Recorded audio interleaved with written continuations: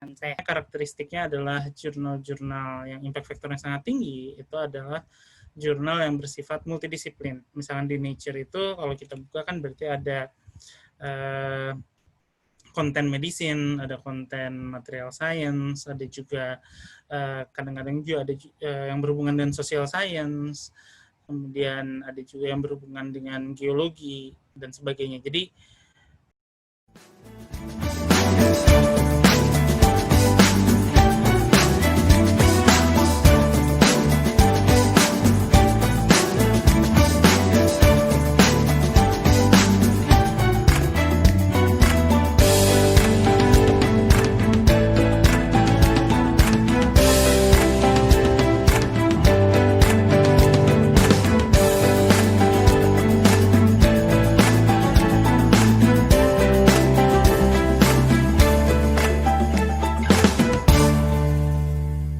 nah, oke, saya sekarang mau melangkah ke tentang apa yang ingin saya sampaikan. Gimana sih sebetulnya tips-tips atau misalkan kalau ada trik-trik gitu dalam hal melakukan publikasi ilmiah di jurnal yang istilahnya ternama, baik itu dia punya impact factor tinggi atau kalau misalkan di Indonesia dan Malaysia kan lebih dikenalnya jurnal Q1 atau Q2 seperti itu, atau yang istilahnya lebih banyak dibaca oleh orang lain. Nah, ini akan saya sampaikan. Saya akan coba mulai juga menjelaskan apa sih sebetulnya impact factor itu, dan bagaimana filosofi menulis yang paling enggak yang saya lakukan itu seperti apa. Terus juga saya akan sedikit sharing bagaimana sih tips and trick yang lebih bersifat teknikal dalam hal menulis atau melakukan publikasi itu sendiri. Nah, yang pertama, saya ingin menjelaskan apa sih sebetulnya impact factor gitu ya. Mungkin kalau di Indonesia kan kita lebih cenderung melihat jurnal Q1 atau Q2 yang dikejar.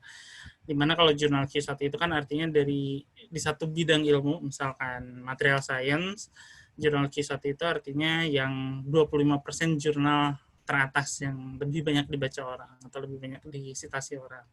Sementara kalau Q2 kan berarti kan 50%, itu kan berarti sifatnya kuartil.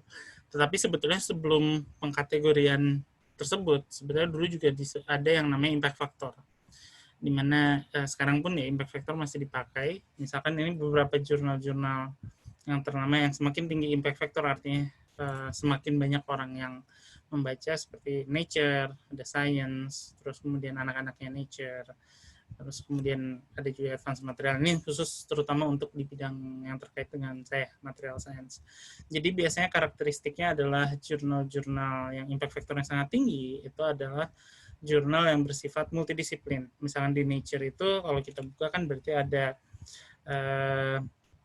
konten medicine, ada konten material science, ada juga kadang-kadang juga ada yang berhubungan dengan social science, kemudian ada juga yang berhubungan dengan geologi dan sebagainya. Jadi ilmuwan dari berbagai macam bidang ilmu akan membaca jurnal tersebut.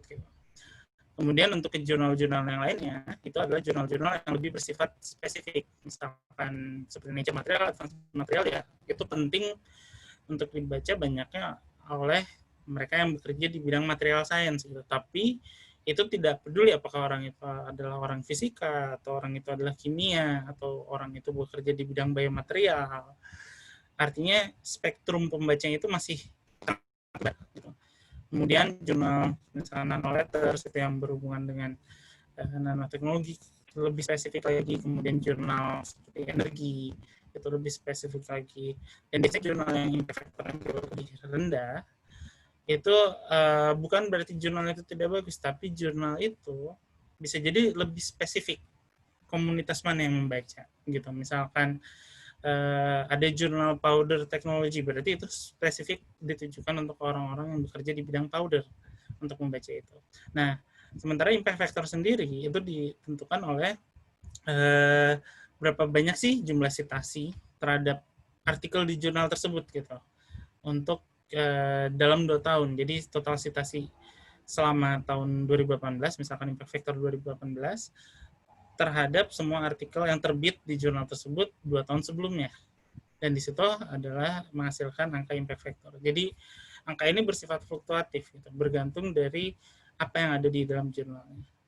Nah, pentingnya apa sih sebetulnya impact factors? Jadi yang bisa digambarkan dari impact factor itu adalah kalau kita publish di sana, artinya dia punya peluang untuk dikutip lebih banyak gitu. Misalkan faktor 43 berarti ya harapannya di tahun pertama seenggak-enggaknya kita udah mendapatkan kutipan sebanyak 43 gitu. Tapi ini hanyalah sebuah indikator. Bukan berarti kalau kita publikasi di jurnal tersebut, bisa tembus di jurnal tersebut, kita bisa mendapatkan kutipan sebanyak itu. Misalkan saya ambil contoh nih, ini misalnya Nature Materials, artikel ini terbit tahun 2016, impact factor kan jelas 38 sekian. Kemudian terbit tahun 2016. Sampai hari ini, artikel ini itu hanya dikutip sebanyak 7 citation. Tetapi untuk misalkan jurnal yang lebih spesifik, itu bukan berarti jumlah kutipannya lebih rendah. Misalkan ini di Applied Physics Letter, impact factor-nya hanya sebesar ini, tapi jumlah citasinya, walaupun dia terbit 2018, itu bisa mendekati 100, mendekati angka 100.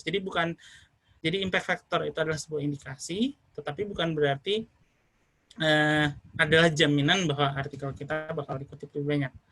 Yang lebih penting itu adalah sebetulnya kualitas dari sainsnya, kualitas dari paper kita itu jauh lebih penting. Apakah paper kita enak dibaca atau tidak. Nah, itu sebetulnya. Dan kita adalah tugas sebagai seorang ilmuwan, tidak hanya melakukan penelitian, tetapi juga dari hasil penelitian kita melihat ini artikel ini itu mau dijualnya di mana gitu. Mau ditujukannya pentingnya itu untuk siapa? Apakah untuk seluruh warga dunia atau ilmuwan di seluruh dunia? Tentunya kita kalau misalnya seperti itu, kita akan mencoba publikasi di Nature atau Science. Tetapi kalau misalnya kita, ini sangat penting sekali, tetapi pentingnya itu hanya untuk subkomunitas tertentu, ya kita memilih jurnal itu, gitu. Jurnal yang lebih spesifik tersebut. Dan kembali lagi yang paling penting adalah kualitas dari papernya itu sendiri.